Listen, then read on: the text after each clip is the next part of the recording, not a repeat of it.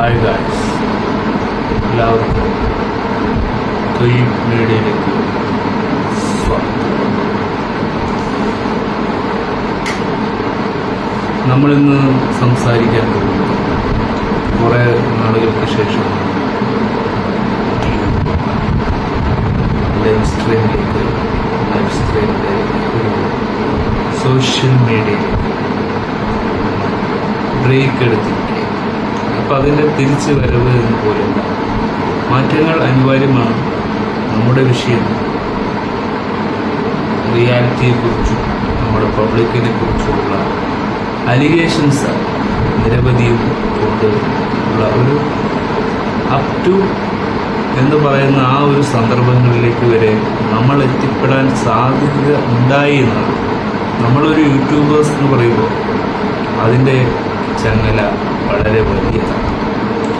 നിലവിലുള്ള എല്ലാ യൂട്യൂബേഴ്സും അതുപോലെയാണ് എന്നതാണ് എൻ്റെ ഒരു കൾച്ചറൽ മോഡ്. സമൂഹത്ത് പിക്ചേഴ്സ് ആകുന്നതും അത്തരത്തിലുള്ള ആൾക്കാർ തന്നെയാണ്. Draw with your passion again എന്ന് പറയുമ്പോൾ നമ്മളെ നമ്മളാക്കുന്നത് അവരുടെ ചട്ടം തന്നെയാണ്.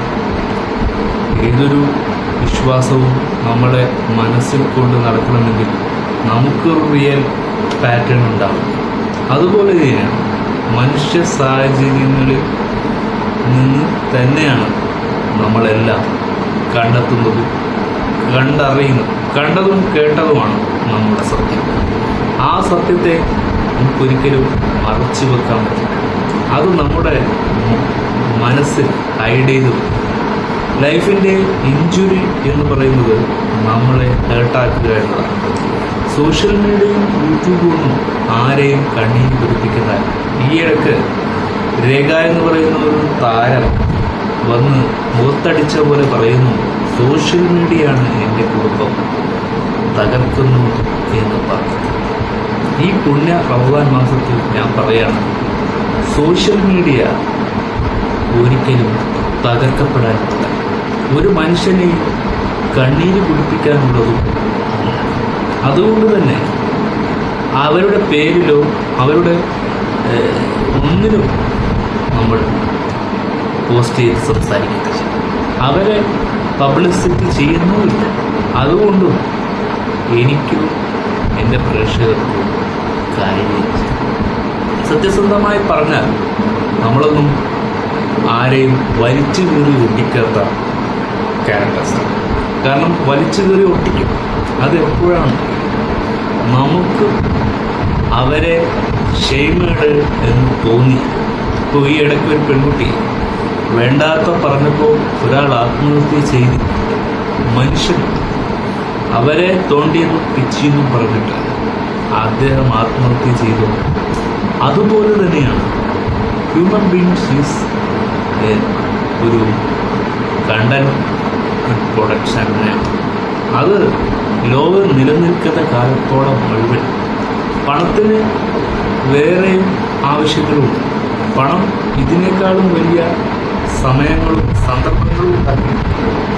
പക്ഷെ മനുഷ്യനെന്ന വ്യക്തിയിൽ നിന്ന് നമ്മൾ ആരെയും വേദനിപ്പിക്കാൻ വേണ്ടി നമ്മളൊന്നും ചെയ്യാറില്ല. കാരണം ക്രിയേറ്റിവിറ്റിയാണ്. ക്രിയേറ്റിവിറ്റി ഈസ് നമ്മൾ അപ്പോളൈസ് ചെയ്യുന്ന വ്യക്തിയെ സംബന്ധിച്ച് ഇതായിട്ട് അവർ മോശക്കാരാകുമ്പോഴാണ് മറ്റുള്ളവർ മോശക്കാരാണ് എന്ന് നമുക്ക് തോന്നുന്നത്. കുറേ നാളുകൾക്ക് ശേഷം ഞാൻ യു എയിൽ വന്നിട്ട് ആദ്യത്തെ നോമ്പാണ്. യു എയിൽ നിന്ന് വന്ന് തിരിച്ചു വന്ന നോമ്പാണ്. അതായത് ഈ നോമ്പിന് നല്ല കാലം വരുമോ എന്ന വിശ്വാസത്തിലൂടെ എന്നല്ല ഞാൻ പറയുന്നത്. ഹ്യൂമൻ ബീങ്സ് ഈസ് അവർക്ക് അവരുടെ ജീവിതം എങ്ങനെയായാലും ജീവിക്കും. ആരും അപ്പോസ് ചെയ്യുന്നില്ല. ആരും അദ്ദേഹത്തെ ആ വ്യക്തിയെ ആ രേഖ എന്ന് പറയുന്ന ആർട്ടിസ്റ്റ് കുടുംബജീവിതത്തെ ആരും കല്ലെറിയുന്നില്ല. ബട്ട് നിങ്ങൾ തന്നെയാണ് യൂട്യൂബിൽ വന്ന് ലൈവ് ഇടുകയും ലൈവിട്ട് നിങ്ങൾ തന്നെയാണ് നിങ്ങളുടെ ഇമോഷനെ നിങ്ങൾ പ്രതികരിക്കുന്നത്. നമ്മൾ ഓരോരുത്തരും നമ്മുടെ ഇമോഷനെ ബ്രേക്ക് ചെയ്യാൻ സൊസൈറ്റി ആവശ്യപ്പെടുന്നത്. ഇത് സൊസൈറ്റി അറിയാൻ വേണ്ടി തന്നെയാണ് നമ്മൾ സോഷ്യൽ മീഡിയയിൽ പ്രകടിപ്പിക്കണം. റിവ്യൂ അഭിപ്രായവും ഒക്കെ ആ ഒരു പാറ്റേണിൻ്റെ ഭാഗമാണ്. ആ ഭാഗത്തോടെ ഇരുന്നുകൊണ്ട് തന്നെയാണ് നമ്മളെല്ലാ ചർച്ചകളും ഇൻക്ലൂഡഡായി അതൊരു സ്ഥലത്തേക്ക് തന്നെ ഫോക്കസ് ചെയ്യുന്നത്. മീഡിയ, സോഷ്യൽ മീഡിയ മാത്രമല്ല, യൂട്യൂബ് ഒരു സോഷ്യൽ റെലവൻറ്റ് ക്വസ്റ്റ്യൻസ് തന്നെയാണ്. അതായത് മീഡിയ പോലെ തന്നെ മറ്റൊരു രീതിയിൽ ചർച്ചാ വിഷയമായ തമ്മിൽ നിന്നുള്ള പ്രോഗ്രാമിൽ യൂട്യൂബിൽ ഒരു ചർച്ചയുണ്ടായിട്ടുണ്ട്. പക്ഷേ നല്ല കാര്യമാണ്, അത്തരത്തിലുള്ള ചർച്ചകളും ഇന്നത്തെ കാലത്ത് അനിവാര്യമാണ്. സീക്രട്ട് ഏജൻറ്റും സന്തോഷ് പണ്ഡിറ്റും ഒക്കെയായി. പക്ഷെ ആരെയും കടിച്ചു കീറുന്ന രീതിയിൽ പോലും നമ്മൾ സംസാരിക്കാറില്ല. കാരണം നമുക്ക് അതല്ല ആവശ്യം. നമുക്ക് നിലനിന്നു പോവുക എന്ന് തന്നെയായിരുന്നു ഓരോ മനുഷ്യനും ചിന്തിച്ചു.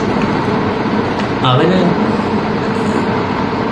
എങ്ങനെയെങ്കിലും ഒന്ന് അവൻ്റെതായ രീതി, അവൻ്റെതായ സ്ഥാനം പിടിച്ച് അവിടെ മുറുക്കണം. അതും പലരുടെയും ആവശ്യമാണ്. നമ്മളെ മാത്രം ചോയ്സ്, എല്ലാവർക്കും ഓരോരോ ചോയ്സ് ഉണ്ടാകും. പക്ഷെ രേഖാ രതീഷിൻ്റെ കുടുംബജീവിതത്തിൽ പല പ്രശ്നങ്ങളുണ്ടെങ്കിലും അത് വെളിച്ചത്തിൽ കൊണ്ടുവരരുത്. അതിന് ഇൻ്റർവ്യൂ പബ്ലിസിറ്റി കൊടുക്കരുതായിരുന്നു. ഇൻ്റർവ്യൂ കാരണം ഒരുപാട് ഹേറ്റേഴ്സ് ഉണ്ടായിട്ടുണ്ട്. യൂട്യൂബുകാരല്ല ഇതിനൊന്നും ഉത്തരവാദിയാവുന്നത്. ഞാനിതൊക്കെ കണ്ടപ്പോൾ എനിക്ക് ഒരു ബാഡായിട്ട്, യൂട്യൂബുകാർ തന്നെയാണോ ഈ രേഖാ രതീഷിൻ്റെ കുടുംബം ഇല്ലാതാക്കിയത്? പക്ഷെ അദ്ദേഹത്തിൻ്റെ മകന് ഇത് കേട്ടാകുന്നു. എന്തുകൊണ്ടാണ് ഈ സ്ത്രീ ഹേർട്ട് എന്ന് പറയാൻ സാധിക്കും? ഇവർക്ക് എന്ത് തോന്നി അങ്ങനെ? അത് അവർ കുറേ ഇൻ്റർവ്യൂ കൊടുത്തിട്ടുണ്ട്. അവിടെയൊക്കെ തൻ്റെ കുടുംബ ജീവിതം അത്ര നല്ലതല്ല എന്ന് പറഞ്ഞ് ആൾ തന്നെയാണ് രേഖ എന്ന് പറയുന്ന ഈ ഒരു ആർട്ടിസ്റ്റ്. ഒരു സ്ത്രീ സീരിയൽ ആർട്ടിസ്റ്റാണ്, ഏഷ്യാനെറ്റിൽ ഉണ്ടായിരുന്ന ഒരു പഴയ നടി. അപ്പോൾ പ്രായത്തിൻ്റെ പക്വത, ഒരു പ്രായമായ ക്യാരക്ടേഴ്സാണ് അദ്ദേഹം ആ വ്യക്തി ചെയ്യുന്നത്. പക്ഷെ ഞാനും ഒരു ആർട്ടിസ്റ്റായതുകൊണ്ട് ആർട്ടിസ്റ്റ് എന്താണ്, എങ്ങനെ ബിഹേവ് ചെയ്യണം, ഏത് രീതിയിലാണ് അവരുടെ കൾച്ചർ പോകുന്നത്, ആരൊക്കെ കുറ്റപ്പെടുത്തും, സമൂഹം മൊത്തം കുറ്റപ്പെടുത്താം, അവരെ മറ്റുള്ളവരിലേക്ക് തള്ളിയിടാം. അത് അവർക്ക് ആ പ്രൊഫഷന് ഇല്ലാതാക്കാൻ. അപ്പോൾ നിങ്ങൾ മറ്റുള്ള പ്രൊഫഷൻ ഇല്ലാതാവുകയാണ്, നിങ്ങൾക്ക് സമാധാനം വേണമെന്നാണ് പറയുന്നത്. Profession is my choice. നിങ്ങളുടെ പ്രൊഫഷൻ നിങ്ങൾ അലങ്കാരമാകണം, അല്ലെങ്കിൽ അത് ആർഭാടമാക്കരുത്. നമ്മൾ ഒരിക്കലും ആർഭാടത്തെ വെല്ലുവിളിക്കാറില്ല. നമ്മളൊരു ആർട്ടിസ്റ്റ് വിഭാഗക്കാരാണെങ്കിൽ നമ്മൾ ക്ഷമ എന്ന് പറയുന്നത് ആട്ടിൻ സൂപ്പിൻ വലതിരുമെന്നാണ് പറയുന്നത്. ഈ ഒന്നാമത്തെ നോമ്പിന്, അതായത് 2026 ഒന്നാമത്തെ നോമ്പിന് ഞാൻ പറയുകയാണ്, നിങ്ങൾ ആദ്യം ശ്രമിക്കേണ്ടത് നിങ്ങളുടെ സ്റ്റാറ്റസ് പബ്ലിസിറ്റി ചെയ്യാൻ പാടില്ല. നിങ്ങളുടെ പഴയ കാലത്തെക്കുറിച്ചും പഴയ അനുഭവങ്ങളെക്കുറിച്ചുമൊക്കെ നിങ്ങൾ ഇൻ്റർവ്യൂവിലൂടെ പറയുമ്പോഴാണ് യൂട്യൂബ് എന്നാണ് ഇൻഫ്ലുവൻസ് ആയിരുന്നത്. മക്കൾക്ക് ഇൻഫ്ലുവൻസ് ആവില്ല. മക്കൾക്ക് വേണ്ടിയും ഇന്ന് യൂട്യൂബില്ല. ഇന്ന് ചെറിയ പിള്ളേഴ്സ് പോലെ അക്കൗണ്ട് തുടങ്ങുന്ന കാലമാണ്. അവർക്കും ഇവിടെ ജീവിക്കണം. ഇന്ന് പണമില്ലാത്തതിൻ്റെ പേരിൽ ഉപേക്ഷിക്കുന്ന കുടുംബമുണ്ട്. പണത്തിന് വേണ്ടി മാത്രം ജീവിക്കുന്നു എന്നല്ല, പണം നിങ്ങൾക്കും ആവശ്യമുണ്ട്, നമുക്കും ആവശ്യമുണ്ട്. എല്ലാവർക്കും ഒരുപോലെയുള്ളതാണ് പണം. അത് കണ്ടന്റ് ബേസിലാകുമ്പോൾ അത് നമ്മുടെ പ്രൊഫഷൻ തന്നെയാണ്. അല്ലാതെ ആരെയും വലിച്ചു കീറാൻ നമ്മൾ കണ്ടന്റ് ഉപയോഗിക്കും. സത്യസന്ധമായി പറഞ്ഞാൽ നിങ്ങളുടെ തെറ്റാണ്, നിങ്ങൾ ചെയ്തു കൂട്ടുന്ന തെറ്റായ രീതിയായിരിക്കും. പക്ഷേ നിങ്ങളാരും വിലക്കുന്നുമില്ല എന്നാണ്. നമ്മളൊക്കെ വിലക്കാൻ ഒരുപാട് പേരുണ്ട്. നിങ്ങളാരെങ്കിലും നേരിട്ട് വന്ന് വിലക്കും. ഒരു സോഷ്യൽ മീഡിയ വിലക്കുന്നു എന്ന് പറയുന്നത് അത് തള്ളിക്കളയണം. അവരെ മൈൻഡിൽ കൊണ്ടു നടക്കരുത്. അത് ഒരിക്കലും ആ വ്യക്തി തന്നെ അറിയുന്നില്ല. നിങ്ങൾ അവരെ കുറ്റപ്പെടുത്തി അവർ കുറ്റവാളികൾ എന്ന നിലയിലാക്കണം.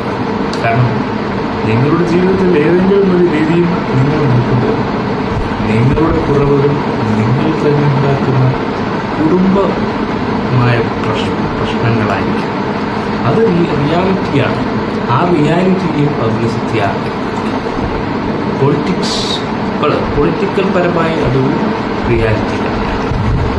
അതുകൊണ്ടാണ് നിങ്ങൾക്ക് ഇങ്ങനെയൊക്കെ സംഭവിച്ചത്. നമ്മൾ കഥയും തിരക്കഥയും ഒക്കെ മാത്രം സംഭാഷണം ചെയ്യുന്ന കോണ്ടന്റ് നമ്മൾ എക്സ്ക്ലൂസായി നമ്മൾ സംസാരിക്കാറുണ്ട്. നമ്മളിത് റിയാലിറ്റിയുടെ പബ്ലിഷിംഗ് കാര്യങ്ങളെക്കുറിച്ച് അവരുടെ ലൈഫിൽ ഇങ്ങനെ സംഭവിച്ചു എന്നതിനെക്കുറിച്ച് നമ്മുടെ ധാരണയും നമ്മളുടെ തെറ്റുകളും അവിടെ ചോദ്യം ചെയ്യുന്നു എന്നതാണ്. അപ്പോൾ സോഷ്യൽ മീഡിയയും യൂട്യൂബും കുറ്റക്കാരാണോ? നത്തിങ്. ഒരു രേഖാ രതീഷ് മാത്രം പറഞ്ഞുകൊണ്ടുള്ള ഒരു തെറ്റുകാരനാണ്. നിങ്ങളെല്ലാവരും യൂട്യൂബേഴ്സ് എല്ലാവരും അവർ പറഞ്ഞ ചോദ്യങ്ങൾക്ക് മറുപടി കൊടുക്കും. വൈ ഡു യു എന്നൊക്കെ നമുക്ക് ചോദിക്കും. എന്തുകൊണ്ട് നമ്മൾ കുറ്റക്കാരാണ്? നമ്മൾ തന്നെയാണെങ്കിൽ പ്രതികളാകും എന്ന് പറയും. എനിക്ക് തോന്നുന്നില്ല ഇത് വലിയൊരു ചർച്ച നടന്ന വിഷയമാണ്. കാരണം അവർ തന്നെയാണ് മാധ്യമത്തെ പുച്ഛിക്കുന്നത്. അവർ തന്നെയാണ് ചെയ്യുന്നത്. അവരെ കൂടെ നിൽക്കാൻ പബ്ലിസിറ്റിക്ക് നിൽക്കുമ്പോഴും പൊളിറ്റിക്കൽ പരമായും മീഡിയ ഒരു അറ്റൻഷൻ തന്നെയാണ്. ആ അറ്റൻഷന് കുറവ് കാണിക്കും. നോട്ട് യൂസ് യുവർ സെൽഫ് എന്ന് പറയാം. നിങ്ങളുടെ സെൽഫാണ് നിങ്ങൾ മോട്ടിവേറ്റ് ചെയ്യുന്നത്. നിങ്ങൾ മോട്ടിവേറ്റിയെ കാണണം. മോട്ടിവേഷനായ യൂട്യൂബേഴ്സ് ഉണ്ടാവും. അവരോട് ചോദിക്കണം. സെൽഫ് റെസ്പെക്റ്റ് നിങ്ങൾക്ക് നിഷേധിക്കപ്പെടും. നിങ്ങൾ നിങ്ങളെ തന്നെ സ്നേഹിച്ചാൽ മറ്റുള്ളവരുടെ കണ്ണിലൂടെ നോക്കി കാണണ്ട. അവർ അവരുടെ സോഷ്യൽ പരമായ റിയാലിറ്റിയെക്കുറിച്ച് അത് പറയണം. സമൂഹത്തിൽ നിന്ന് ഇത് പറയാത്ത ഒരുപാട് പേരുണ്ട്. നമ്മളെപ്പോലുള്ള ആരുമില്ലാതാകുന്നവർ തെറ്റുകൾ സംഭവിക്കും. ചൂണ്ടിക്കാണിക്കുന്നിടത്ത് തെറ്റുകളുണ്ടാകും. നിങ്ങളിലേക്ക് അതില്ലല്ലോ. നിങ്ങൾ ചെയ്തു നോക്കിയത് നിങ്ങൾ പല കാലങ്ങളിലായിരിക്കും. അത് നിങ്ങളുടെ ഫോക്കസിലേക്ക് മൈൻഡ് ഫോക്കസിലേക്ക് അത് എടുക്കുമ്പോൾ നിങ്ങൾക്ക് സങ്കടമുണ്ടാവും. ദാറ്റ് സ്റ്റോറി പാസ്റ്റിനെയാണ് നിങ്ങൾ പ്രസൻറ്റിൽ കൊണ്ടെത്തുന്നത്. പ്രസൻറ്റ് ആൻഡ് പാസ്റ്റ് ആ ഡിലേ നിങ്ങൾക്കുണ്ടാവും. വളരെ ഫാസ്റ്റ് മൂവ്മെൻറ്റിലേക്ക് പ്രോസസ്സ് ചെയ്യുന്ന ഒരു പെട്ടെന്നുള്ള ഫോക്കസാണത്. നമ്മുടെ ഹ്യൂമൻസിലത് പെട്ടെന്ന് പാസ്റ്റ് പെട്ടെന്ന് മുന്നോട്ടിലേക്ക് കയറി. അതിൻ്റെയൊക്കെ മെഡിക്കൽ പരമായ കാര്യങ്ങളായിരിക്കും. അത് നിങ്ങൾക്ക് തിയറിയാക്കാം. അത് നിങ്ങളുടെ മെഡിസിൻ പരമായി നോക്കി നിങ്ങളുടെ മാനസികത്തിൽ ഇതിലെവിടെ താളം തെറ്റുന്നു നോക്കിക്കാണാം. അല്ലാതെ അവിടെയാണ് നിങ്ങൾ ശ്രദ്ധിക്കേണ്ടത്. നിങ്ങളുടെ മെച്യൂരിറ്റിയാണ് ഇല്ലാതെ. നിങ്ങൾ വലിയ സ്ത്രീയാണ്, വലിയൊരു സിനിമാക്കാർ. നിങ്ങൾ എത്ര സീരിയൽ അഭിനയിച്ചവരാണ്. ആ ഒരു നിലവാരത്തിലേക്ക് നിങ്ങൾ സംസാരിക്കണം. ഈ യൂട്യൂബിൽ വന്നിങ്ങനെ ഇമോഷൻ കാണിച്ചാൽ ആരും ഇമോഷൻസ് നോട്ട് ബിസിനസ്.